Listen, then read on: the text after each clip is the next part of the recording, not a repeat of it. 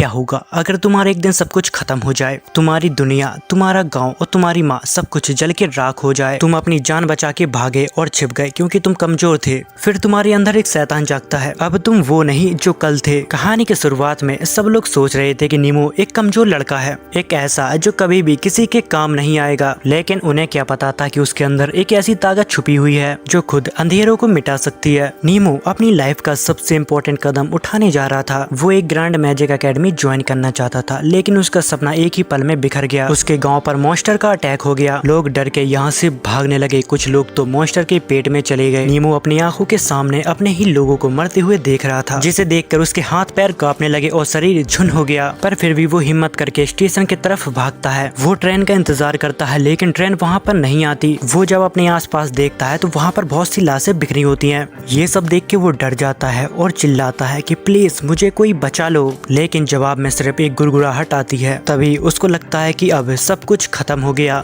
अब शायद वो भी ज्यादा टाइम तक सरवाइव नहीं कर पाएगा। तभी एक पावरफुल थंडर मॉन्स्टर के बीच में गिरता है। तभी हमारी मुलाकात एक फेरिया नाम के लड़की से होती है, जो 7 नाइट की लीडर थी। फेरिया अपनी पूरी ताकत के साथ मॉन्स्टर से फाइट करती है और उन्हें जमीन के अंदर घुसा देती है। तभी एक मॉन्स्टर नेमो के ऊपर जंप करता है। फेरिया उसे धक्का देकर उसकी जान बचा लेती है, लेकिन फेरिया समझ जाती है कि ये बैटल इतनी आसान नहीं होने वाली। जिसके बाद वो एक्टिवेट करती है अपने हीरो सक्सेसर मोड को। एक्टिवेट करने के बाद उसकी पूरी बॉडी ग्लो करने लगती है और वो बन जाती है कि वॉरियर ऑफ थंडर। फेरिया ने एक बार फिर से नेमो की जान बचाई। फिर वो देखती है कि उसके कपड़ों पर मैजिक एकेडमी का लोगो है, जिसे देख के फेरिया कहती है तो फिर तुम एक स्टूडेंट हो। मुझे खुशी है कि मैं कम से कम एक को तो बचा पाई। सीन शिफ्ट होता है। वो दोनों अब ट्रेन में बैठ जाते हैं, जहाँ पर फेरेरन उसके लिए स्नैक्स और कॉफी लाती है। पर नीमो शॉक में था क्योंकि उसने अपनी पूरी दुनिया को एक पल में खत्म होते हुए देखा है। तभी फेरिया उसे बताती है कि हीरो सक्सेसर के बारे में, कि कैसे पुराने जमाने में डिवाइन वॉरियर्स ने कैसे मॉन्स्टरों से इस दुनिया को बचाया। नीमो शांत रहता है क्योंकि उसके दिमाग में सिर्फ वही बातें घूम रही थी जो उसके साथ हुआ है। उसे मायूस देखकर फेरिया उसके कंधों पर हाथ रखती है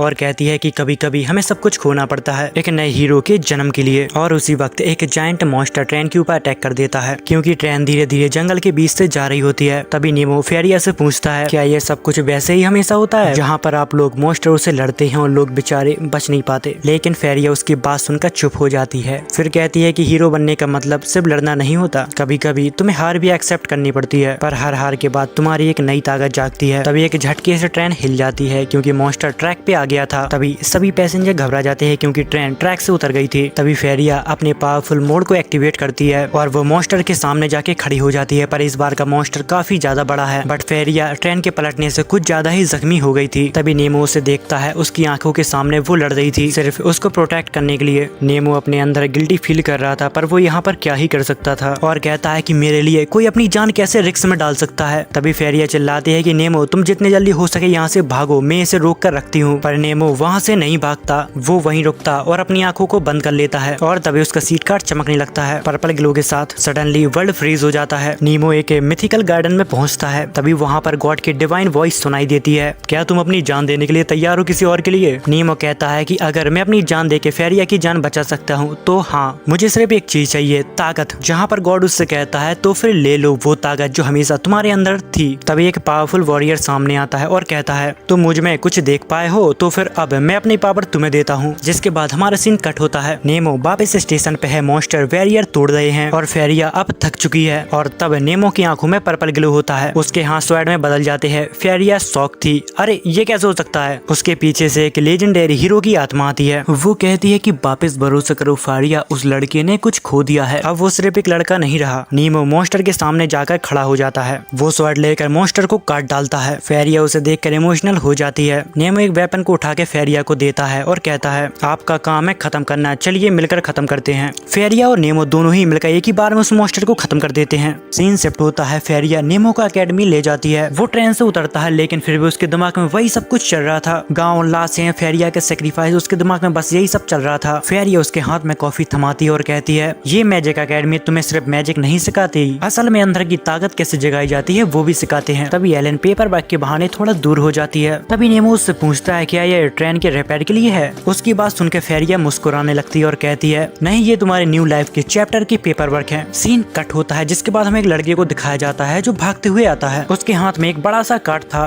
फेरिया उसे देखती है और कहती है कि क्या लेके आए हो जॉय। जो गर्व से कहता है कि मैंने एक ड्रैगन को मारा है, इसीलिए तो सब लोग मुझे स्ट्रॉन्गेस्ट आई जीरो कहते हैं। दरअसल जो ऐसा बंदा है जो हमेशा शो ऑफ करता है और अपने अकड़ में रहता है। जिसके बाद फेरिया नेमो को एक मीटिंग में ले जाती है जहाँ पर सभी इलाइट बैठे होते हैं। तभी फेरिया सभी को बताते हैं कि आज से ये न्यू मेंबर है सेवन नाइट का। उसकी बात सुनकर सभी मेंबर शॉक हो जाते हैं। उनमें से एक मेंबर कहता है कि अरे ये तो बच्चा है एक गाँव का, ये हमारे साथ सेवन नाइट के मेंबर में शामिल नहीं हो सकता। फेरिया उन्हें बताती है कि ये लड़का काफी ज्यादा ताकतवर है, इसने मेरे सामने एक बड़े से मॉन्स्टर से फाइट की जिसके अंदर खुद वॉरियर वाली ताकत है और उसको लेजेंडरी हीरो ने चुना है। ये सुनकर रूम में एक गहरी खामोशी छा जाती है। जिसके बाद नेमो को ऑफिशियल सेवन नाइट का मेंबर बना दिया जाता है। इंसेप्ट होता है। जिसके बाद फेरिया जॉय को कहकर नेमो को टूर दिलाती है एकेडमी का। तभी जॉय उसे एक बहुत ही पुराने स्टैचू के पास ले जाता है और कहता है कि हम सबको इसी लेजेंडरी वॉरियर से पावर मिलती है जिससे हम लोगों को बचा पाते हैं। वो दोनों टूर के साथ बातें कर ही रहे होते हैं, इतनी देर में एक लाइब्रेरियन वहाँ पर आती है जो काफी क्यूट थी। वो नेमो को अपने साथ लाइब्रेरी में ले जाती है और बताती है कि ये जगह उन लोगों की यादों से भरी है जिन्हें दुनिया भूल गई है। नॉर्मली स्टूडेंट को कार्ड तब मिलता है जब वो ट्रेनिंग को कंप्लीट कर लेते हैं, पर तुम्हें तो समय ने खुद चुना है। जिसके बाद नेमो को समझ नहीं आती और वो चुप हो जाता है। इतनी ही देर में यहाँ पर जो आता है। वो बोलता है चल भाई तुझे और भी कुछ दिखाना है वरना तुझे लगने लगेगा कि हीरो बन के सिर्फ लेक्चर सुनना है। जिसके बाद सीन कट होता है और हमें नेमो को दिखाया जाता है जो अब थक चुका था। वो जब रूम का दरवाजा खोलता है तो वहाँ पर फेरिया होती है जिसे देखकर फेरिया कहती है कि स्वागत है तुम्हारे इस महल में, यहाँ पर तुम, मैं और एलन बस तीनों ही साथ में रहेंगे। जिसे सुनकर नेमो को एक झटका लगता है और वो कहता है क्या मैं सच में इस वर्ल्ड का हिस्सा बन गया हूँ। अगले दिन नेमो अपनी पहली क्लास को अटेंड करता है जहाँ पर प्रोफेसर ब्लैक बोर्ड पे पढ़ा रहे थे सेवन नाइट ऑफ हिस्ट्री और सभी स्टूडेंट एकदम मन लगा के पढ़ रहे थे। प्रोफेसर सभी को बता रहे होते हैं कि काफी लंबे समय पहले सेवन नाइट ने एक ईविल गॉड को हरा कर इस दुनिया को बचाया था।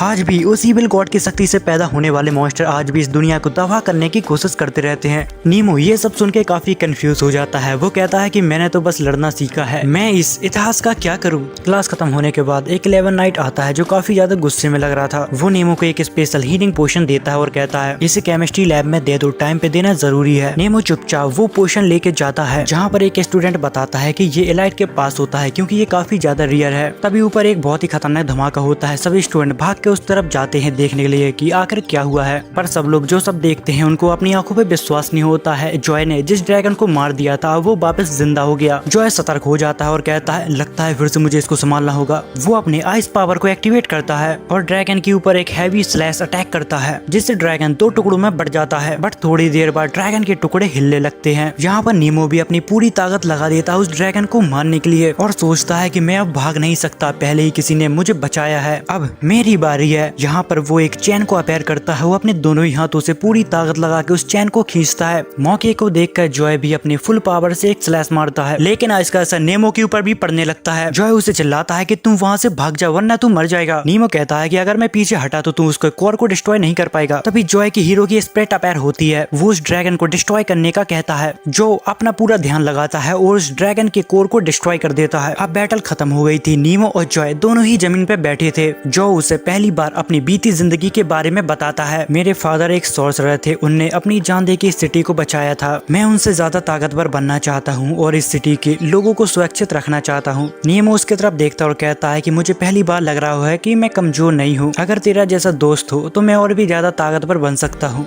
जिसके बाद सीन शिफ्ट होता है। हमें अगले दिन एकेडमी का सीन दिखाया जाता है जहाँ पर फेरिया सभी को एक स्पेशल मीटिंग के लिए बुलाती है जहाँ पर वो team strategy and weakness control के बारे में सभी को बता रही थी। स्टूडेंट को 4 के ग्रुप में डिवाइड कर दिया जाता है जहाँ पर नेमो, जॉय, सैफी और गिल्डन एक ही टीम में थे। तभी जॉय चिल्लाता और कहता है कि याह मेरी टीम बिल्कुल परफेक्ट है, बस गिल्डन थोड़ा कमजोर है, बाकी सब कुछ ठीक है। पर गिल्डन उसको कुछ भी नहीं कहता। लाइब्रेरियन नोटिस करती है कि उसका व्यवहार थोड़ा अजीब है, कल तक तो ठीक था। सभी को एक चैलेंज दिया जाता है, एक मॉन्स्टर को डिफीट करना है, पर इसमें तुम्हें अपनी फुल पावर को इस्तेमाल नहीं करना है। तुम्हें बस अपने स्ट्रेटेजी और टीम वर्क पे डिपेंड रहना है और उसी चीज की स्ट्रेटेजी बना के तुम्हें उस मॉन्स्टर को डिफीट करना है। नीमो और जो स्काउटिंग पे जाते हैं और सोफी मैजिक डिटेक्शन कर रही होती है और गिल्डन पेड़ के पीछे चुपचाप बस छुपा बैठा था। तभी एक दूसरी टीम के ऊपर वो बीस्ट अटैक करते हैं। नीमो तुरंत हेल्प के लिए भागता है, लेकिन जैसे ही वो पहुंचता है वो बीस्ट पहले ही मर चुका था और उसके बगल में पहले से ही खड़ा होता है गिल्डन। उसकी बॉडी से एक ब्लैक स्मोक निकल रहा था। उसे देख के जॉय शॉक शॉक हो जाता है। वो कहता है कि मैं तो तुम्हें वहाँ पर छोड़ के आया था, तू यहाँ पर क्या कर रहा है। तभी गिल्डन मुस्कुराने लगता है, लेकिन वो गिल्डन की मुस्कुराहट नहीं थी और वो कहता है तुम लोग क्या समझते थे कि मैं कमजोर हूँ, मैं तो बस सही समय का इंतजार कर रहा था। अचानक एक ब्लैक एनर्जी ब्लास्ट होती है जहाँ पर गिल्डन प्योर डेमोनिक फॉर्म में ट्रांसफॉर्म हो जाता है। तभी जो उसके ऊपर अटैक करता है और कहता है तू मेरा पहला टीममेट था, क्या तुझे दिखाई नहीं दिया कि मैं तुझे ही अपना फ्रेंड मानता हूँ। गिल्डन गुस्से में कहता है दोस्त, तुम लोगों ने हमेशा मुझे इग्नोर किया और मुझे सबसे कमजोर माना, तुम लोग बस मुझे हमेशा सपोर्ट की तरह इस्तेमाल करते थे। तभी नेमो उसकी आंखों में देखता और कहता है कि मैं भी कभी एक समय पे ऐसा ही फील करता था, सब लोग मुझे कमजोर और निकम्मा समझते थे, मुझे भी लगता था कि मैं बोझ हूँ, पर मैं तुम्हें खत्म नहीं करना चाहता, मैं तुम्हें वापस लाना चाहता हूँ गिल्डन। नेमो अपनी शर्ट को ग्राउंड पर रख देता है, गिल्डन की तरफ हाथ बढ़ाता है। फेरिया ये सब छत पर से देख रही थी और वो कहती है कि नेमो तुम्हारे अंदर ताकत के साथ साथ एक लीडर का दिल भी है। तभी फारिया वहाँ पर आती है और उसके पास बैठ जाती है और कहती है कि तुम आज थक गए होगे ना। नेमो बड़े उदास मन से कहता है कि हाँ मैं थक गया हूँ और मुझे लगता है कि मेरे अंदर कुछ गलत है, मुझे लगता है कि मेरे अंदर कुछ छुपा हुआ है। फारिया उसका हाथ पकड़ती है और कहती है कि तुम्हारे अंदर कुछ भी गलत नहीं है। जिसके बाद सीन कट होता है, हमें ग्रेथ, गिल्डन और जॉ को दिखाया जाता है। गिल्डन को होश आता है और कहता है कि तुम्हारे साथ यहाँ पर रहना काफी अजीब लग रहा है। तभी ग्रेथ कहता है कि मुझे खुशी है कि तुम अब अच्छा महसूस कर रहे हो। तभी गिल्डन उन्हें बताता है कि मुझे जलन हो रही है कि प्रेसिडेंट नीमो के पास गई है। तभी ग्रेथ कहता है कि क्या तुम्हें सच में याद नहीं है कि पॉइजन के बाद तुम्हारे साथ क्या हुआ था और किसने तुम्हारी जान बचाई। उन्हें ये तो पता था कि पॉइजन एक इंसिडेंट है, पर फिर भी इसमें किसी बाहर वाले का काम होगा ही होगा। लगता है कोई उन्हें निशाना बना रहा है, वो कहीं एकेडमी के अंदर ही है, पर अभी इस बात का कोई प्रूफ नहीं है, ये बस एक अनुमान है, क्योंकि अचानक उनके साथ कुछ ज्यादा ही घटनाएं घटने लगी, ऐसा कभी भी नहीं होता था। तभी हमें फारिया की चिल्लाने की आवाज आती है, दरअसल उसने खाने को जला दिया था। उसकी आवाज सुन के नीमो भी वहाँ पर आता है कि आखिर माजरा क्या है। तभी फारिया उससे कहती है कि मुझे माफ करना, मैं ज्यादा कुछ नहीं बना पाती, मुझे बस कुकीज बनानी आती है। वो कहता है कोई बात नहीं। इतनी देर में वहाँ पर एक बिल्ली आती है। तभी नीमो कहता है ये किसी का पेट है क्या। फारिया कहती है हाँ, वो नॉर्मली मेरे रूम में ही रहता है, लगता है इस बिल्ली को मेरी याद आ रही थी इसलिए वो मुझे देखने के लिए आई है। जब नीमो उस बिल्ली की तरफ हाथ बढ़ाता है तब वो बिल्ली उसके ऊपर काफी ज्यादा गुस्सा होने लगती है और वहाँ से भाग जाती है, जहाँ पर फेरिया कहती है कि मैंने आज से पहले इसको इतनी गुस्से में नहीं देखा। जिसके बाद हमें अगले दिन का सीन दिखाया जाता है, जहाँ पर नीमो की मदद करते करते फेरिया काफी ज्यादा थक जाती है, जिससे उसका सिर घूमने लगता है और उसको एक जरूरी काम भी आ जाता है, जहाँ पर वो एलन से कहती है कि जब तक मैं वापस नहीं आ जाती तुम इसका अच्छे से ख्याल रखना और हाँ इसको कहीं भी नहीं जाने देना। जिसके बाद नीमो एलन से पूछता है कि वो इतनी सख्त है तो मेरी इतनी चिंता क्यों कर रही है। एलन उसे कॉफी देती है और कहती है कि वो बस उसका नेचर है, वो बस अपने हीरो की ताकत से सबको बचाना चाहती है। हम जब तक तुम्हारे विलेज तक पहुंचे जब तक सभी लोग मारे जा चुके थे, सिर्फ तुम ही बचे थे, इसलिए वो तुम्हारी इतनी ज्यादा फिक्र करती है, क्योंकि वो उस समय कुछ नहीं कर पाई, इसलिए वो तुम्हारे ऊपर इतने ज्यादा ध्यान देती है। नीमो को काफी ज्यादा गिल्टी फील होता है और वो कहता है कि मेरी इतनी चिंता करने की कोई जरूरत नहीं है, मैं तो बस एक बोझ हूँ। जिसके बाद हमें रात का सीन दिखाया जाता है, जहाँ पर नीमो अपने कमरे में लेट कर किताब को पढ़ रहा था। इतनी ही देर में वहाँ पर फेरिया आती है, उसके पीछे जॉ और ग्रेथ भी आते हैं। उसी के साथ गिल्डन भी ठीक हो चुका था, इसलिए वो नीमो से मिलने के लिए आया था और वो कहता है कि तुम मुझे प्रेसिडेंट के पेट की तरह लग रहे हो। जिस पर नीमो कहता है चुप कर, मैं उसका पेट नहीं हूँ। वो कुछ और कहने वाला था लेकिन फारिया उसका मुंह बंद कर लेती है। तभी जो कहता है कि मुझे तो ऐसा लग रहा है कि एक चूजा अभी अभी अंडे से बाहर निकला है। वो सभी लोग मिलकर उसकी टांग खींच रहे थे। इतनी ही देर में यहाँ पर मिस सोफिटाई यानी कि वो लाइब्रेरियन आ जाती है। तभी हमें ग्रेथ को दिखाया जाता है जो नीमो के लिए एक प्राचीन काल की जड़ी बूटियों से मिलकर एक दवा बना रहा था। वो कहता है इसे पीकर तुम बहुत ही जल्दी ठीक हो जाओगे। इसी के साथ वो ये भी कहता है कि मुझे तुम्हारी फिक्र है, जितनी जल्दी हो सके उतनी जल्दी बैटल फील्ड पे आ जाओ। जिसके बाद वो लोग टाइम पास करने के लिए कार्ड खेलते हैं। जिसके बाद सीन कट होता है, अब नीमो और फारिया वॉक के लिए जाते हैं, जहाँ पर फारिया उससे कहती है तुम अब अच्छा महसूस कर रहे हो, क्या कोई दिक्कत तो नहीं है, अगर दिक्कत हो तो तुम मुझे बता सकते हो। इतनी ही देर में वो बिल्ली यहाँ पर आ जाती है। वो खुलेआम घूम रही थी, जहाँ पर फारिया कहती है कि यहाँ पर बिल्लियाँ अलाउड नहीं है, तो मुझे जल्द से जल्द इसको पकड़ के कमरे में बंद करना होगा, वरना सबको पता चल जाएगा कि मेरे पास बिल्ली है और वो इस बिल्ली को यहाँ से निकाल देंगे। पर नीमो जैसे ही उस बिल्ली को पकड़ने के लिए जाता है, वो बिल्ली यहाँ से डर के भाग जाती है। अब उनकी टेंशन और भी ज्यादा बढ़ जाती है। जिसके बाद वो लोग बहुत कोशिश करते हैं पर उस बिल्ली को नहीं पकड़ पाते। बिल्ली को पकड़ते पकड़ते उनको यहाँ पर रात हो जाती है। वो बिल्ली छत पर जाती है और एक जगह पे फंस जाती है। उसके पीछे पीछे वो लोग भी छत पर पहुंच जाते हैं, जहाँ पर वो बिल्ली फंसी हुई थी। तभी अचानक वो लकड़ी का टुकड़ा टूट जाता है और वो बिल्ली ऊपर से सीधा नीचे गिरने लगती है। तभी नीमो उसे बचाने के चक्कर में डाइव मार देता है। बिल्ली तो बच जाती है पर वो अब सीधा नीचे गिरने वाला था। तभी फारिया आके पूरी ताकत से उसका हाथ पकड़ लेती है। तभी नीमो कहता है कि तुम मुझे छोड़ दो, मैं एक बोझ हूँ, तुम खामखा मेरी चिंता कर रही हो। फारिया कहती है कि नहीं नहीं, तुम मुझ पर बोझ नहीं हो, मैं सिर्फ इसलिए कर रही हूँ क्योंकि मुझे अच्छा लगता है। बट फारिया ज्यादा देर तक उसको होल्ड नहीं कर पाती, वो दोनों ही अब नीचे गिरने लगते हैं। वो दोनों नीचे गिर के जख्मी हो पाते इससे पहले नीमो एक वॉल को पकड़ लेता है। नीमो ये सब देख के काफी शॉक हो जाता है क्योंकि उसे समझ नहीं आता कि उसके अंदर साला इतनी पावर आ कहाँ से गई। जहाँ पर हमें पता लगता है कि जो नीमो की स्पिरिट है उसने उसकी मदद की थी। दूसरी तरफ पता नहीं कैसे वो बिल्ली नीमो को अब पसंद करने लगी थी, अब वो उसी के साथ रहती है। जिसके बाद सीन शिफ्ट होता है, नीमो सोफी के पास जाता है अपने हीरो के बारे में कुछ पूछने के लिए क्योंकि उसका हीरो उससे बात नहीं करता। दरअसल यहाँ पर हीरो स्पिरिट को कहा जाता है जो उनकी मदद करती है। जहाँ पर सोफी उसके क्वेश्चन का जवाब ढूंढने में उसकी मदद करती है। वो लोग लाइब्रेरी की हर किताब में जवाब तलाशने की कोशिश करते हैं क्योंकि वहाँ पर हर हीरो की जानकारी उपलब्ध होती है, पर उनको वहाँ पर कुछ भी हाथ नहीं लगता। जहाँ पर सोफी कहती है कि तुम चिंता मत करो, मैं जितना हो सके उतनी जानकारी को इकट्ठा करने की कोशिश करूंगी। जिसके बाद वो यहाँ से चला जाता है। तभी यहाँ पर एक लड़की आती है और वो सोफी से कहती है क्या वो वही था, जिस पर सोफी जवाब देती है कि हाँ वो वही था। जिसके बाद सीन शिफ्ट होता है, हमें शार्ली और मीना को दिखाया जाता है। उनके पास फारिया और नीमो वहाँ पर आते हैं जहाँ पर एक लड़के के ऊपर किसी ने हमला कर दिया था और वो काफी ज्यादा घायल हो गया था। उस लड़के की गले में 2 निशान थे जिसे देख के लग रहा था कि ये काम किसी वैम्पायर ने किया है। जिसे देख कर शार्ली कहती है कि प्रेसिडेंट ये मुझे संभालने दो, बस मैं एक बार उसको पकड़ लूं। इतना कह के वो यहाँ से गुस्से में जाने लगती है क्योंकि कमेटी के मेंबर धीरे धीरे कम होते जा रहे थे।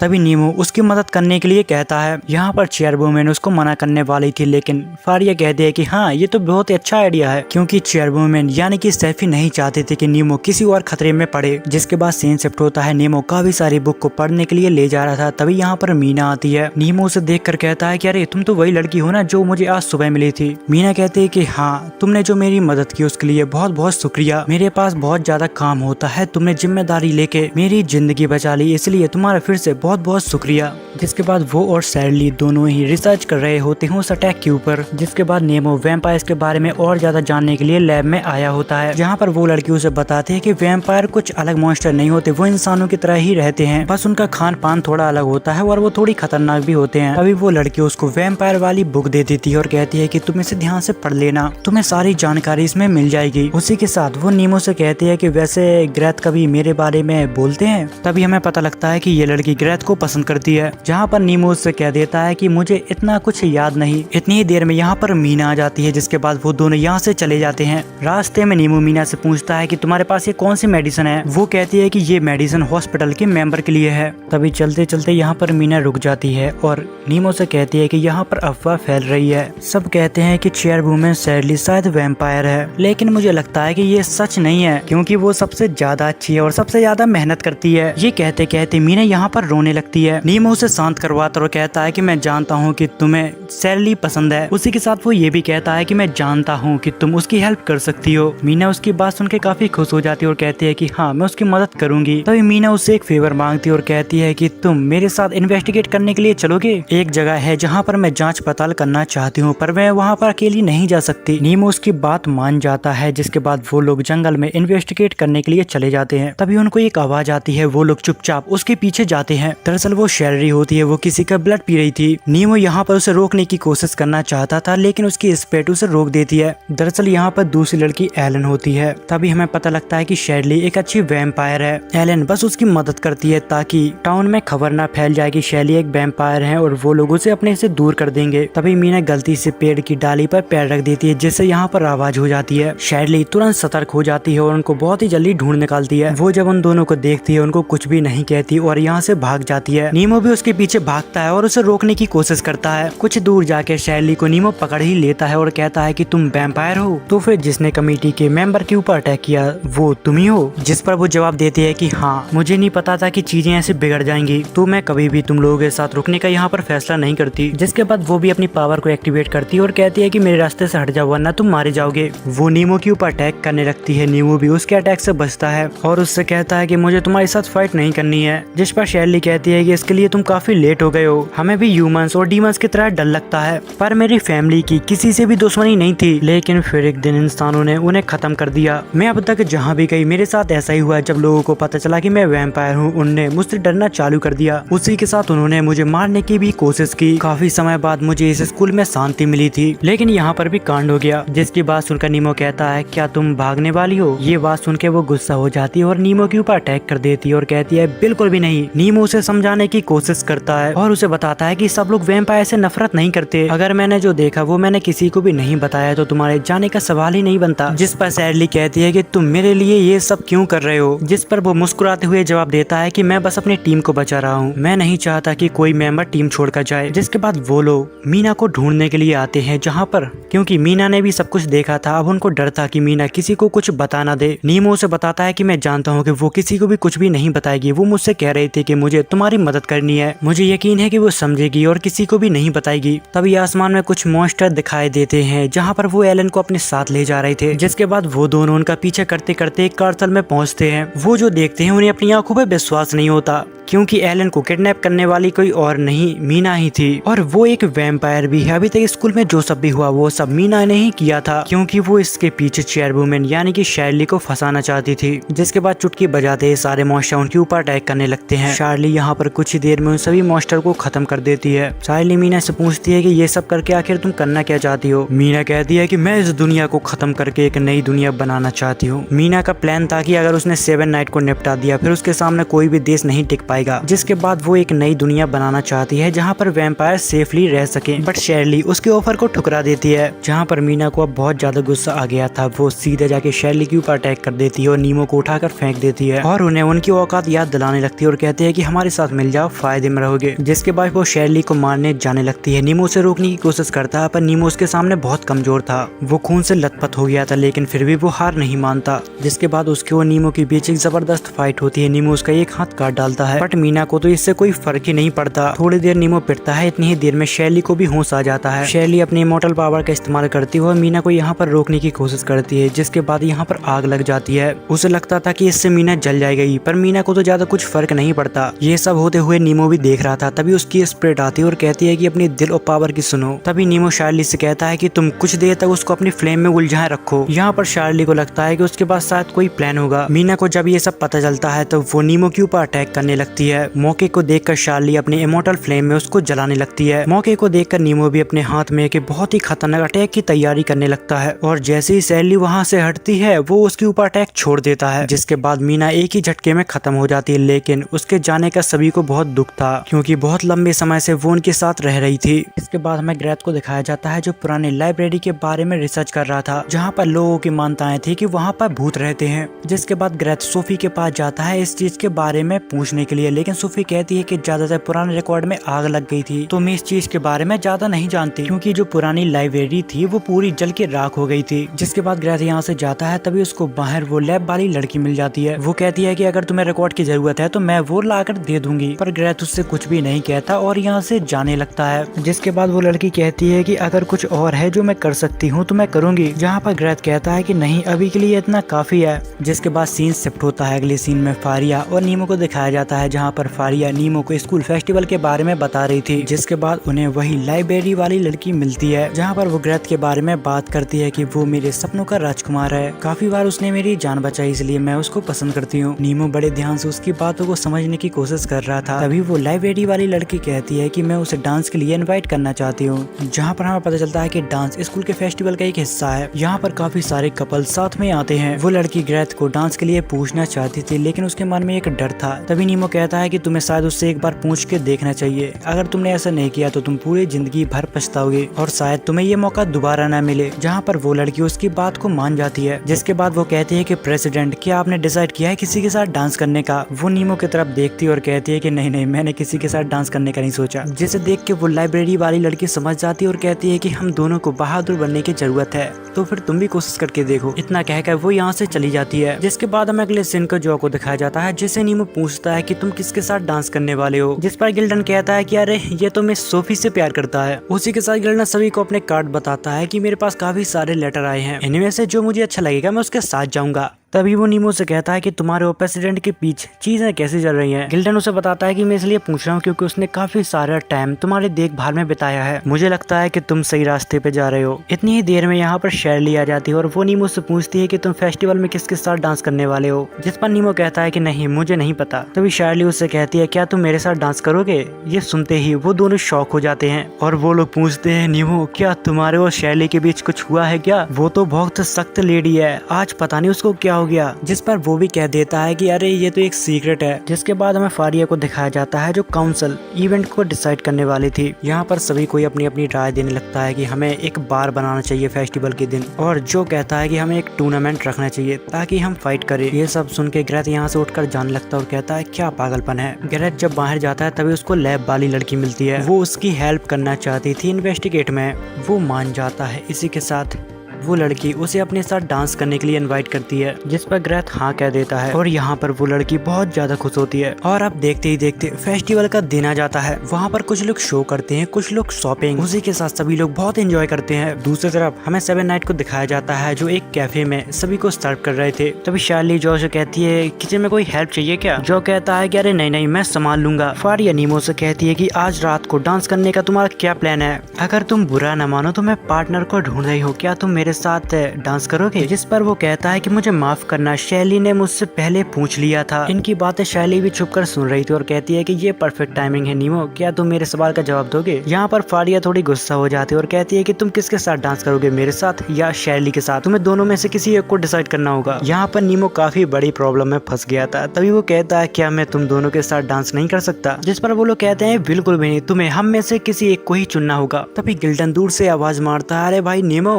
क्या तुम इसे मिस सोफी के पास ले जाओगे। जिसके बाद नीमो खाने को लेकर मिस सोफी के पास चला जाता है, जहाँ पर सोफी उससे कहती है कि मुझे लगता है कि तुम फेस्टिवल को बहुत अच्छे से एंजॉय कर रहे हो। जिस पर नीमो उससे कहता है क्या मैं तुमसे कुछ पूछ सकता हूँ। वो अपने फीलिंग के बारे में उसे बताता है, जहाँ पर मिस सोफी उसे बताती है कि ये लव है, इसके काफी सारे फॉर्म होते हैं, लेकिन मुझे विश्वास है कि तुम जो भी फील कर रहे हो वो लव के अंदर ही आता है। जिसके बाद वो अपने दोस्त के बारे में सोचता है और कहता है कि लगता है उसे यही प्रॉब्लम है। वो अपनी फीलिंग को अलग अलग तरीकों से एक्सप्रेस करती है। जिसके बाद नीमो वापस कैफे आता है, जहाँ पर जो उससे कहता है कि इतनी देर तुम कहाँ बिजी बने रहे, कैफे तो बंद हो गया है। जिस पर वो कहता है कि ओह मुझे माफ करना, फेरिया कहाँ पर है। तभी गिल्डन उसे बताता है कि वो काउंसिल रूम में गई है एलन के साथ, वो ऐसे दिनों में भी काफी काम करती है। तभी जो नीमो से कहता है कि मैंने सुना है कि तुम्हें शार्ली और प्रेसिडेंट दोनों से इन्विटेशन मिला है। अरे ब्रो तुम किसके साथ डांस करने वाले हो। जिसके बाद नीमो शार्ली के पास जाता है, जिस पर वो कहती है क्या तुम मेरे सवाल का जवाब देने आए हो। तभी नीमो उससे कहता है कि मैं सोच रहा था कि तुम्हें मेरे बजाय एलन से पूछना चाहिए डांस के लिए। जिस पर वो कहती है कि मैं उससे पूछ नहीं सकती क्योंकि मैं एक वैम्पायर हूँ, लेकिन मैं एलन के बिना रह भी नहीं सकती, पर ये अधूरी जरूरत है। मुझे नहीं पता कि एलन कैसा फील कर रही होगी, उसने मुझसे कभी भी नहीं कहा मैं भी काफी बुरी हूँ ना। जिसके बाद हमें वही लैब वाली लड़की दिखाई देती है, जहाँ पर वो कुछ ढूंढ रही थी। वो कहती है कि डांस करने का वक्त लगभग हो ही गया है, मुझे क्या करना चाहिए, मुझे जल्द से जल्द उस चीज को ढूंढना होगा। तभी वो एक जगह पे पैर रखती है और एक अंडरग्राउंड रास्ते में गिर जाती है। उसके सामने काफी सारी बुक पड़ी होती है। दरअसल ये वही पुरानी लाइब्रेरी है जो जलकर राख हो गई थी। वो यहाँ पर कुछ पुरानी किताबें ढूंढने लगती है ताकि ग्रेथ को इन्वेस्टिगेट करने में थोड़ी मदद मिले। अब शाम हो गई थी और डांस फेस्टिवल बस कुछ ही देर में स्टार्ट होने वाला था। तभी नीमो शार्ली के पास आती है जो बालकनी में खड़ी थी। तभी शार्ली नीमो से कहती है कि अब मैं किसी के साथ भी डांस नहीं करने वाली हूँ। नीमो कहता है कि किसी ने मुझसे कहा था कि सभी लोग अपने अपने लव को अलग अलग तरीकों से एक्सप्रेस करते हैं। मुझे लगता है कि लोग चेंज हो जाते हैं जब वो प्यार में पड़ते हैं। अगर इस बारे में मैं ठीक हूँ तो। शार्ली कहती है कि जब मैं इसके बारे में सोचती हूँ तो बहुत बुरी हो जाती हूँ। हमेशा हंसते रहना और बोलना कि मैं फ्लो के साथ जा रही हूँ। थैंक यू नीमो,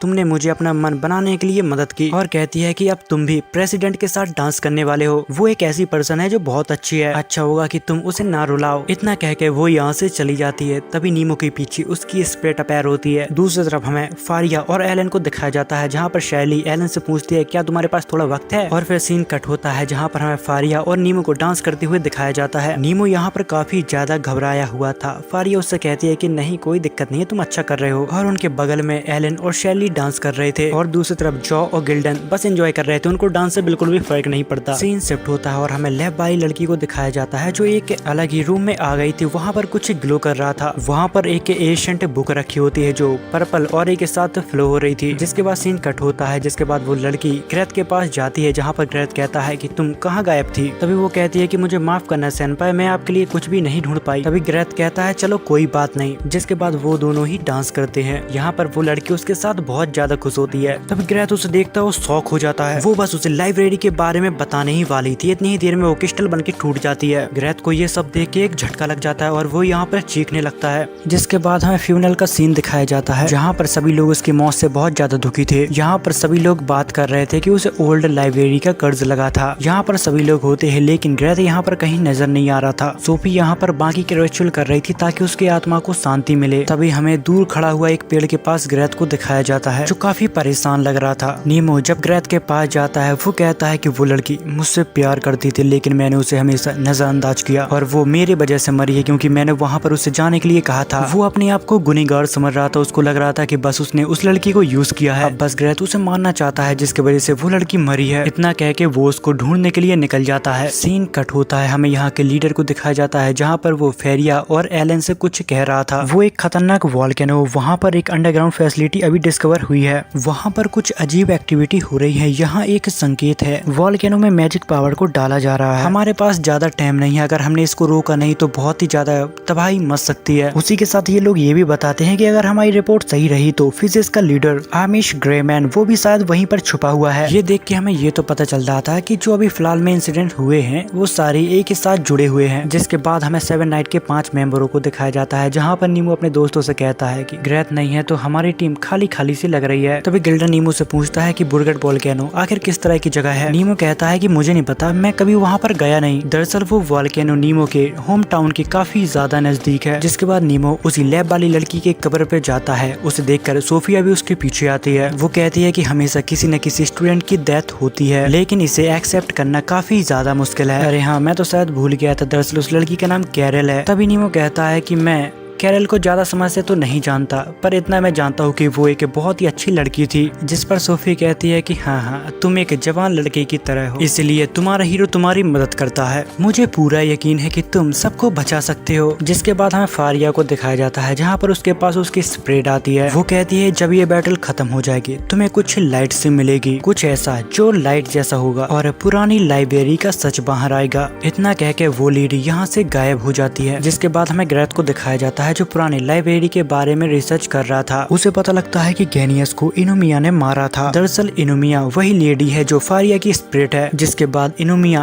के ऊपर कर्ज लग गया था और वो भी मारी गई थी। जिसके बाद हमें अगले दिन का सीन दिखाया जाता है जहाँ पर नीमो जागता है, उसे किसी का गाना सुनाई दे रहा था। तभी हमें बालकनी में फारिया गाना गाते हुए दिखाई देती है। तभी नीमो उसके पास आता है जहाँ पर फारिया कहती है मुझे माफ करना, मैंने शायद तुम्हें जगा दिया। वो कहता है कि नहीं, ऐसी कोई भी बात नहीं है, तुम बहुत ही अच्छा गाती हो। वो कहते हैं कि मुझे बताया गया था कि ये गाना लेडी इनुमिया अक्सर गाया करती थी। जिसके बाद वो अपने पास्ट के बारे में बताती है। वो कहती है कि मेरी फैमिली मेंबर कहते थे कि मेरा जन्म सिर्फ लोगों को बचाने के लिए हुआ है, पर सच में मैं सिर्फ यही करना चाहती थी या फिर मैं वो काम कर रही हूँ जो मेरे पापा चाहते थे। जिसके बाद सीन कट होता है और हमें उसी वॉल्केनो के पास का सीन दिखाया जाता है जहाँ पर 7 नाइट की टीम बस पहुँचने ही वाली थी। फारिया ने एक मीटिंग में सभी को बता दिया था कि ये ऑपरेशन अभी तक का सबसे बड़ा ऑपरेशन होने वाला है। इस खतरनाक लड़ाई के लिए सभी लोग तैयार थे लेकिन फिर भी नीमो को ग्रेथ की कमी खल रही थी। जहाँ पर अब वो लोग बरगट वॉल्केनो के ऊपर आ गए थे। वो लोग फ्लेयर से सिग्नल देते हैं और पूरी आर्मी बस रेडी हो जाती है। यहाँ पर सभी नाइट अपनी अपनी टीम को सिग्नल देके यहाँ पर अटैक के लिए रेडी होते हैं। नीमो, फारिया, एलन और शैली ऊपर से सब कुछ देख रहे थे। जिसके बाद वो भी नीचे जंप लगा देते हैं और वो लोग पहुँचते हैं एक अंडरग्राउंड महल पे जहाँ पर डीमन भरे पड़े थे। वो लोग नीचे आते ही यहाँ पर तबाही मचाने लगते हैं। वो लोग धीरे धीरे सभी मॉन्स्टरों को मारते जा रहे थे और अंडरग्राउंड महल में नीचे चले जा रहे थे। ये सब होते हुए वही आदमी देख रहा था जिसके बारे में चेयरमैन ने हमको बताया था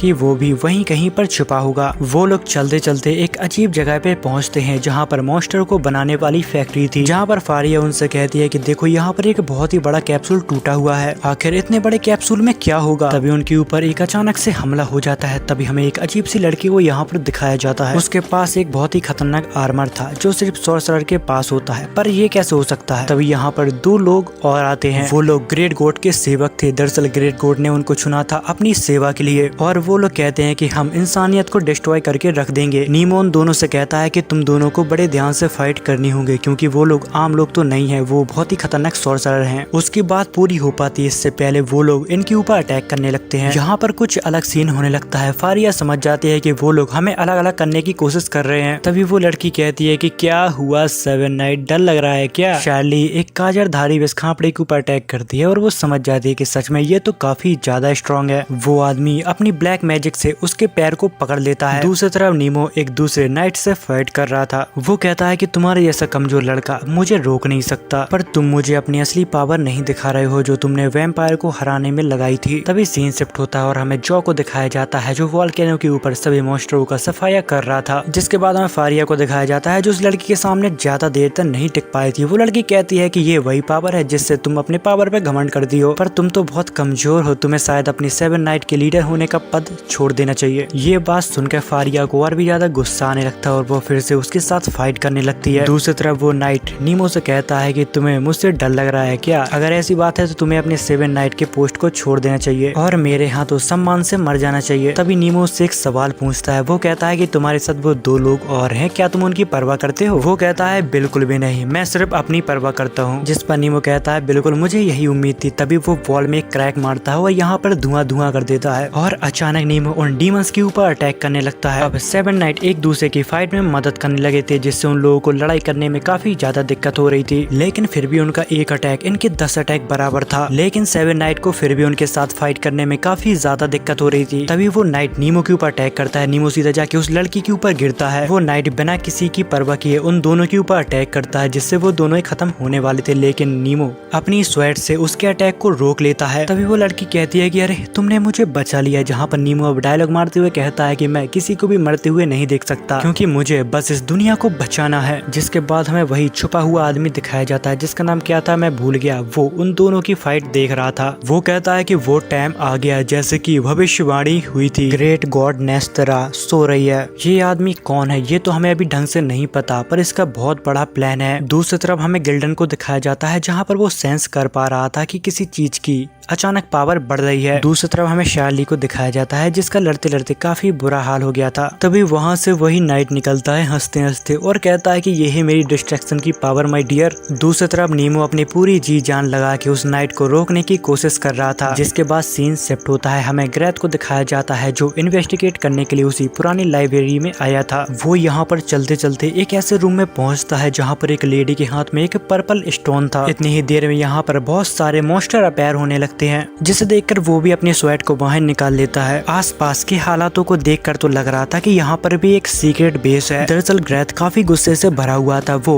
कैरल का बदला लेना चाहता था, इसलिए वो बहुत बुरी तरह से एक एक करके सभी मॉन्स्टरों को मारने लगता है। दूसरी तरफ वॉल्केनो के पास बहुत से मॉन्स्टर मर चुके थे, पर अब भी बहुत सारे मॉन्स्टर आते जा रहे थे और अकेडमी की आर्मी अब उनका सामना नहीं कर पा रही थी क्योंकि वो लोग काफी देर से लड़ रहे थे और वो अब थक चुके थे। दूसरी तरफ नीमो भी उन नाइट से बहुत ही बुरी तरह से पिट रहा था, लेकिन फिर भी नीमो हार मानने का नाम नहीं ले रहा था। बार बार उनके ऊपर अपनी पूरी ताकत से अटैक करता रहता है। ये देख के फारिया और शैली में भी लड़ने की ताकत आ जाती है, जिसके बाद वो भी उन्हीं के साथ फाइट करने लगती है। तभी उनमें से एक नाइट काफी ज्यादा गुस्सा हो जाता है और बोलता है कि तुम्हारी हिम्मत कैसे हुई मेरे सामने जवान चलाने की, अब तुम सारे लोग मरोगे। इस अटैक से उसके टीममेट भी उसे रोकने की कोशिश करते हैं, लेकिन वो किसी की भी नहीं सुनता। उसके दिमाग में बस खून सवार होता है। तभी नीमो यहाँ पर कहता है कि मुझे पता था कि वो एक साथ बिल्कुल काम नहीं कर सकते। तभी फारिया कहती है कि वो लोग कितने भी ताकतवर हो पर वो लोग एक नहीं है, इसलिए हमारे जीतने की उम्मीद अभी भी है। दूसरी तरफ जॉ और गिल्डन अपनी आर्मी का हौसला बढ़ा रहे थे कि दुश्मन चाहे जितना ताकतवर हो लेकिन हम मरते दम तक हार नहीं मानेंगे। दूसरी तरफ हमें नाइट को दिखाया जाता है जो 7 नाइट से फाइट कर रहे थे। तभी उनको अचानक झटका सा लगता है। वो लोग अपनी स्पिरिट के ऊपर ज्यादा देर तक कंट्रोल नहीं कर पाते हैं और उनकी स्पिरिट की बेड़ियां टूट जाती हैं और वो यहाँ पर आजाद हो जाते हैं, जिस वजह से उनकी बॉडी की वाट लग जाती है, जिस वजह से वो यहाँ पर बहुत ज्यादा कमजोर पड़ जाते हैं और मौके को देखकर नीमो और शैली उनके ऊपर अटैक करने लगते हैं और कुछ देर में उसको खत्म कर देते हैं, जिसे देखकर दूसरा नाइट डर जाता है और वो यहाँ से भागने लगता है। पर यहाँ पर उन नाइट में से एक लड़की यहाँ पर खड़ी होती है, जिससे देखकर शैली कहती है कि लगता है तुमने अपना नियंत्रण खो दिया है, इसलिए अब तुम क्या करोगे। दूसरी तरफ गैथ एक मॉन्स्टर को मारते मारते थक चुका था, लेकिन वो मर ही नहीं रहा था। तभी उसकी मदद करने यहाँ पर सोफी आ जाती है। तभी सीन शिफ्ट होता है जहाँ पर नीमो फारिया और शैली से कहता है कि तुम दोनों मंदिर जाओ, मेरे बिना मेरी चिंता मत करो, मैं ठीक रहूंगा। फारिया समझ जाते हैं कि नीमो के दिमाग में कोई प्लान है, जिसके बाद वो दोनों यहाँ से चले जाते हैं। जिसके बाद नीमो उस लड़की से कहता है कि आखिर में तुम और मैं भाई बहन की तरह हैं। उस लड़की को लगता है कि इसे भी शायद मेरे मास्टर ने बनाया होगा, जिस पर वो कहती है कि बताओ तुमने हमें धोखा क्यों दिया, तुम भी चुने गए हो बिल्कुल हमारी तरह। इतना कह के वो नीमो के ऊपर अटैक करने लगती है, लेकिन अब वो नीमो के सामने काफी ज्यादा कमजोर थी, जिस पर नीमो कहता है क्योंकि मैं आजाद हूँ, मैं एक नई जिंदगी चाहता हूँ। तभी हमें दूसरी तरफ फारिया और शैली को दिखाया जाता है जहाँ पर वो लोग बात कर रहे थे कि मुझे उम्मीद है कि वो ठीक होगा। वो लोग आमिस ग्रेमैन की तरफ बढ़ रहे थे। तभी हमें दूसरी तरफ एक फाइट को दिखाया जाता है जहाँ पर वो लड़की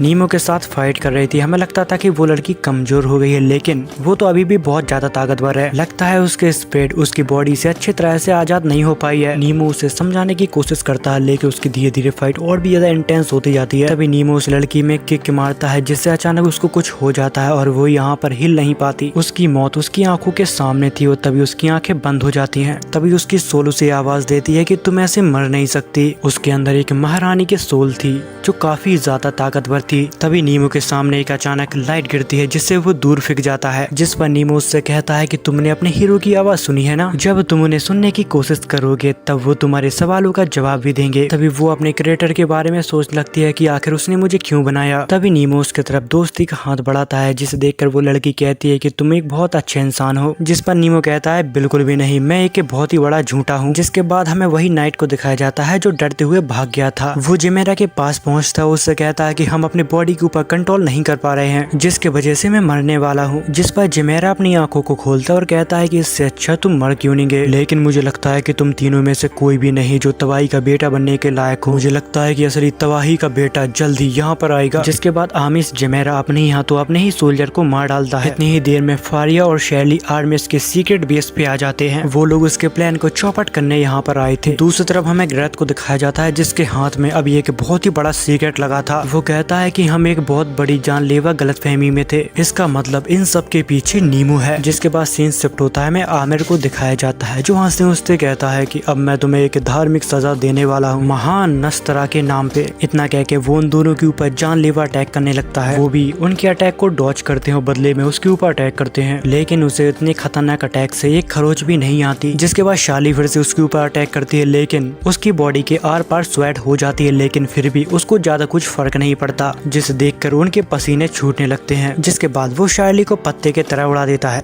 जिसके बाद सीन एलन के पास्ट की तरफ शिफ्ट होता है, जहाँ पर कोई भी उसका दोस्त नहीं बनना चाहता था। सभी लोग उससे दूर भागते थे क्योंकि वो फ्यूचर को देख सकती थी। वो ये बात जब वो लोगों को बताती है तो वो लोग उससे डरने लगते हैं और उससे दूर भाग जाते हैं, क्योंकि सभी को लगता है कि वो लड़की श्रापित है। इसी तरह एलन का कोई भी फ्रेंड नहीं था, पर उसकी एक फ्रेंड थी, बट सैडली उसकी भी डेथ हो जाती है। अब वो इस दुनिया में अकेली पड़ चुकी थी। तभी एक दिन उसकी मुलाकात होती है कि फारिया नाम की लड़की से, जिससे उसकी बहुत ही अच्छी दोस्ती होती है। जिस बात को काफी वक्त गुजर गया था, लेकिन वो लोग अभी भी बहुत ही अच्छे दोस्त थे। जिसके बाद वापस सीन प्रेजेंट में शिफ्ट होता है, जहाँ पर वो आदमी उन दोनों को मारने के लिए आगे बढ़ रहा था। फारिया उसका सामना करने की कोशिश करती है, लेकिन वो बहुत ही ज्यादा ताकतवर था। इतनी ही देर में यहाँ पर नीमो आ जाता है। उसके साथ वो लड़की भी होती है जिसको नीमो समझाने की कोशिश कर रहा था। तभी दूसरी तरफ हमें जॉ और गिल्डन को दिखाया जाता है, जहाँ पर वो सभी मॉन्स्टरों को खत्म कर चुके होते हैं। जहाँ पर जॉ कहता है कि मुझे लगता है कि ये आखिरी वाला था। वो लोग जहाँ पर खड़े होते हैं वो एक सीक्रेट जगह लग रही थी, जिसके बारे में एलन ने उसे पहले ही बता दिया था। जिसके बाद वो लोग एक सिंबल के ऊपर एक टाइम क्यूब रखते हैं। जिसके बाद हमें आमिस को दिखाया जाता है, जहाँ पर वो नीमो से कहता है आखिरकार तुम मेरे पास आ ही गए तबाही के बेटे। ये सुन के फारिया और शैली दोनों ही शौक रह जाते हैं कि वो नीमो से आखिर क्या कह रहा है। जिस पर आमिश कहता है कि तुमने जो सुना वो बिल्कुल ठीक है, मैं नकली उत्तराधिकारी हूँ, मैं इसलिए बना ताकि ये एक दिन यहाँ पर आ पाए। जिस पर वो नाइट लड़की कहती है कि अरे ये तुम क्या कर रहे हो लॉर्ड आमिश, अगर ऐसा है तो तुमने हम तीनों को बस इस्तेमाल किया है। तभी नीमो उस आदमी से कहता है कि अबे ओह चुप हो जा, वो लड़की अब तेरी कठपुतली नहीं है। दरअसल उस लड़की का नाम रैदा है। वो यहाँ पर रोने लगती है। वो कहती है कि तुमने सिर्फ हमको कठपुतली की तरह इस्तेमाल किया है, हम तो तुम्हें भगवान मानते थे। रैदा के साइड में उसका टीममेट भी मरा डाला होता है, जिसको आमिश ने अपने ही हाथों मार डाला था। रेगा को इस बात से बहुत ज्यादा गुस्सा आता है। वो सीधा आर्मिस के ऊपर अटैक कर देती है। वो अपनी पूरी पावर के साथ उसके बॉडी के आर पार अपनी स्वेट को कर देती है, लेकिन फिर भी उसको कुछ भी फर्क नहीं पड़ता। वो रेगा को उठा के यहाँ से दूर फेंक देता है, जिससे रेगा को काफी ज्यादा चोटें आ जाती हैं। तभी फारिया चिल्लाते हुए कहती है कि आखिर तुम नीमो के साथ क्या करना चाहते हो। वो कहता है कि मैं तबाही के बेटे को बलि देकर तबाही को देवताओं को खुश करना चाहता हूँ। इसके बाद मैं रिंग की मदद से पूरी दुनिया को खत्म कर दूंगा। जिस पर शार्ली कहती है कि तुम एक मतलब इंसान है, तुम सभी लोगों को डरा के यहाँ का भगवान बनना चाहता है। जहाँ पर वो कहता है कि निश्चित रूप से